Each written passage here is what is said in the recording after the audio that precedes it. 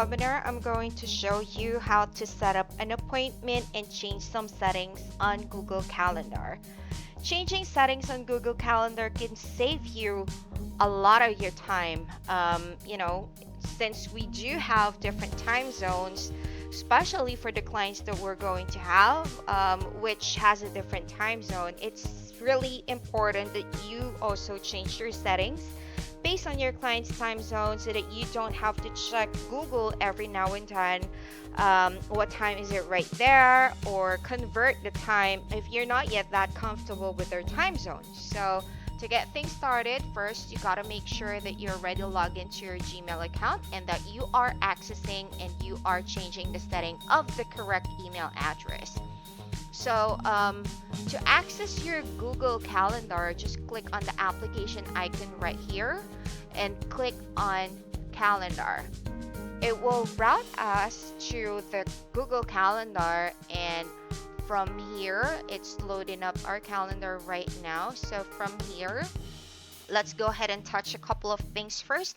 So this is the monthly view. So as you can see here, it already highlighted the date today, and you can see all of the calendar subscriptions that we have right here.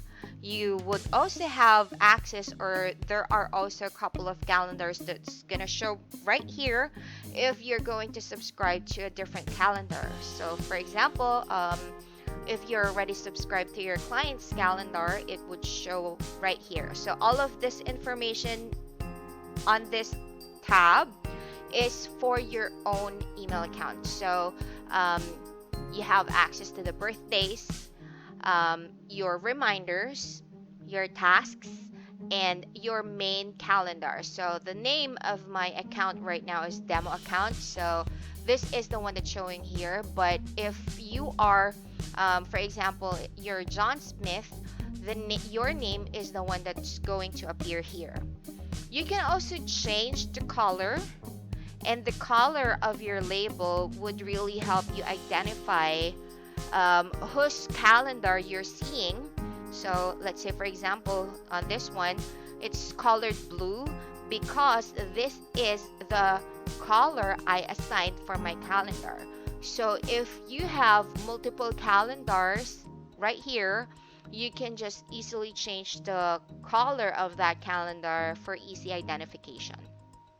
Now for you to change that, just highlight your calendar and click on the three dot icon beside your calendar's name, and it will give you the option to choose what color you would like to choose. So let's say, for example, I wanted to assign red for my calendar. So this is just for customization and for easy identification, and it will not make any impact or change the setting of your calendar if you would be afraid to change the color because you're afraid that your client's calendar might be changed as well. No, it's just for your own reference.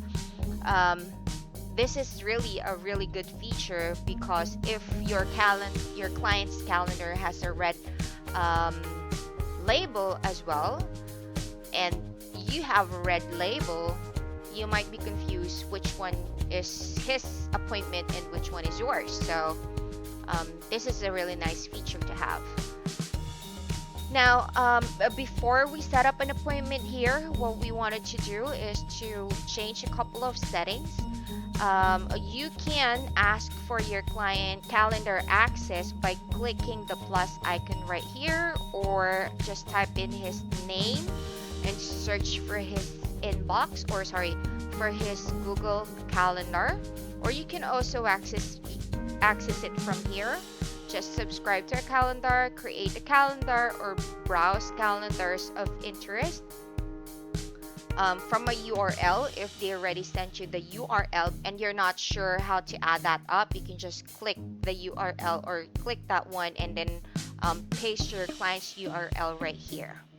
So let's go back, step down a little bit. So right now we don't have any access to the calendar, but this is how it looks like if you go to the calendar. And you also have a day view, a week view, a month view, and a year view. so that you can just have an overview of what is going on with his schedule or with your schedule, and pretty much plan ahead of time. So for example, if you have any family events going on in October, then you can see if you have schedules. So that is just to get an overview of your own schedule, or to have a bigger picture of how your client's calendar would look like, or how your calendar would look like for the entire year or for the entire month. Okay, so let's go back and have it on a week view. I suggest that you put it on a week view. It's easy to navigate and see how his schedule is gonna look like tomorrow or 3 days from now, especially if you are setting up an appointment and you're booking an appointment for him over the phone, so that you can have an easier access with the time schedule rather than just getting on the month view, but you're not yet sure what time he is pretty much available. So you might want to access the weeks view. So to change the setting, you can click on the gear icon and click on settings. Here you can change the language. You can also change your default country, how your date would look like, the time format, if you wanted to have like a 24-hour format or the regular or the standard format. You can also assign different calendars or different time zones. So what I have here is the Philippine Standard Time, and we also have the Pacific Time right here. Let me go back to my calendar to show it to you. So this is how it looks like. This GMT plus 08 is for the Philippine time zone, and GMT minus 07 is the Los Angeles time zone. So I don't really have to check every now and then what time would it be on my client's time zone if I am booking an appointment for him. Okay, so let's go back to the settings and scroll down a little bit. We can also show a world clock if you wanted to do that. You can also change the settings, and you can also change the event settings. By default, when you are booking an appointment, it would automatically default to 60 minutes. So as you can see here, I click on the plus icon or just click on the time. And for example, we're booking an appointment at 4 o'clock to 5 o'clock. So I click on that, and by default, it's already set from 4 to 5 o'clock.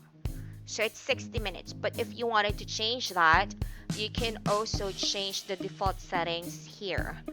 So could be 30 minute, 15 minute, 45 minutes, depending on what your client's requirement. Because there are some clients that would say that their appointment goes from 60 minutes to 90 minutes. But there are also some other clients that would only take like 15 minutes for a phone appointment or 15 minutes for a face-to-face appointment. So for a speedy process, you might want to change your event settings depending on how your client would want his calendar to look like. Okay, so moving on, the default guest permission, if you are going to send them, or for example, you wanted to share your calendar to your client, or you wanted to share your calendar to another person in the office, you can give them and grant them permission. So for the default guest permission, that is if you wanted to have them invite other guests, modify events, or see guest list. We're going to talk about this one in a little bit. If you also wanted to automatically add invitations to them and send them notification every time that you are setting up appointments on their calendar. So Google is automatically sending them an email notification if you're booking an appointment for them as well. So here you do have an access to change your week schedule or week's view as well. How you would like the weekend to start. Do you want it to start on a Sunday or on a Monday or on a Saturday? The set custom view and an alternate calendar. You can change your calendar on here. So events from Google, do you want to automatically add events from Gmail to my calendar? So that only means that if, for example, your client assigned a training event for you and they sent you an email regarding that training, do you want Google or do you want Gmail to automatically add that schedule to your calendar? So you can do that right here. And this one, if we access add calendar, this is where you could also, another way for you to add a calendar, just type in the email. It would automatically send an email to that person that you are requesting access to their calendar. You can also create a new calendar. So I know that this calendar is something that you can share to others, but if you wanted to segregate your business from your personal and you don't want anybody else to access what your personal schedule looks like, you can create your calendar right here. You can also change what time zone you would like to assign for this particular calendar. You can also browse other calendars of your interest. For example, do you want it to follow a certain sports? Do you want it to follow a certain holiday? Okay, so that's just about it for browse calendar of interest. Now you can also add a calendar from a URL. So if your client sent you a link to their Google Calendar and you can't figure out on how to add it and make it viewable on your end, this is how you are able to add their calendar. You also have an ability to export and import calendars if you wish to, and also change a couple of settings for your own existing Google Calendar. Okay, so now let's dive on how to set up an appointment on our calendar. So for us to be able to set up an appointment, you just have to click on the field from the start time up until the end time of the appointment that you wish to set. So let's say that we are setting up an appointment at 6 p.m. Philippine time, so I'll just have to click right here. And there would be a pop-up wherein I could just fill out the information, add a title to my event, set it up as an event, or would I want to set it up as a reminder or as a task. If you think that you just need a 15-minute time for this particular meeting, you can change that from here, and this is totally customizable. Although Google is asking you to set up a 0-minute or a 30-minute appointment, you can change that by just typing in what time your appointment would end. And you can add your guest here and then add the location, the address, or probably the conferencing link, and add the description of your calendar. Well, it's really important that you add description and be as detailed as possible so that your client can get reminded of what this appointment is for. So let's go ahead and access this. What I did is I just clicked on more option. It routed me over to a bigger picture of how we can set up the appointment. So we can type in the title of the appointment, add the location. So it's just actually the same information that we're able to access earlier, but on a bigger picture. So you can also find a time. So for example, that you are booking an appointment for multiple users or multiple guests, you can find a time which is a perfect time that fits in for all of the guests, for the attendees. So let's go back to the event details. Add a location. By default, when you type in an address, Google Maps would also show up the location right here. And sometimes this is really useful, especially if your client is driving and he is kind of lost. He can click on that and Google Maps would give them direction which turns they would need to make. It also has a conferencing feature which you can integrate with Hangouts. Set up the notification. How do you want the notification to be sent? Do you want to send a notification via email as well, 30 minutes before the appointment. If you think you need further notifications and 30 minutes wouldn't be enough, like for example, you wanted to set a reminder a day before or at 8 o'clock in the morning on the day of the appointment, you can just customize it right here. So, do you want to change the color of this particular calendar? It will not really change the main color settings that you assign on your calendar, but this is just for this particular calendar. And then you can create the body of your appointment description, and now we are ready to add our guest.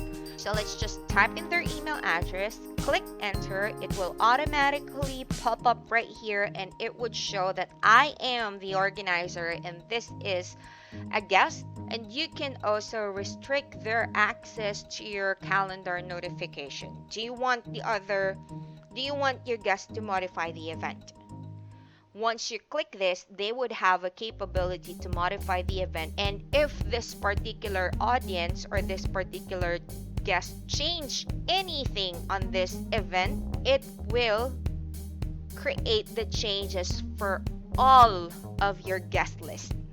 So if you have 20 guests on this particular event, and if you change or if you allow them to change event and they put some personal note on this event, it will show up to everybody's calendar. So do you want to do that? Do you also want them to invite other guests, or is it just limited to this number of attendees?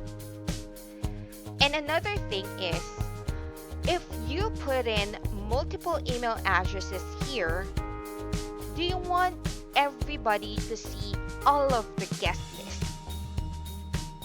So if you don't want to do that, make sure that it's unticked.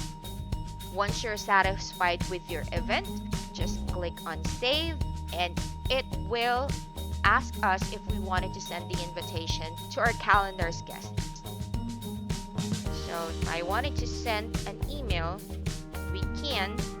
For now, I'll go ahead and send that, and Google will do the rest.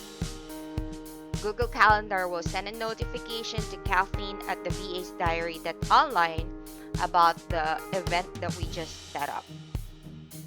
Okay, so if we are going to modify the event, say for example, we had some changes with schedule, changes of description, or probably the address, and I click on save, it will also ask us if we wanted to send an email to our existing guest. If there's just some minor changes that you're doing on the calendar, I suggest that you just skip it. Don't send the email notification. This is only useful if, for example, the original time of this event is at 2:30 and it's been rescheduled to 3 o'clock. So you can notify them here that the schedule has been changed.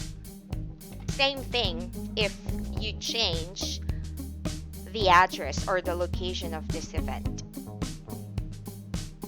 Okay, so the notification right here would notify every guest that you will have on this calendar. Let's click save. I don't want to send this, just some minor changes. So there. So that's how easy it is to set up an appointment and to change some settings on your Google Calendar. Thank you so much, and see you again on the next video. Ta-ta!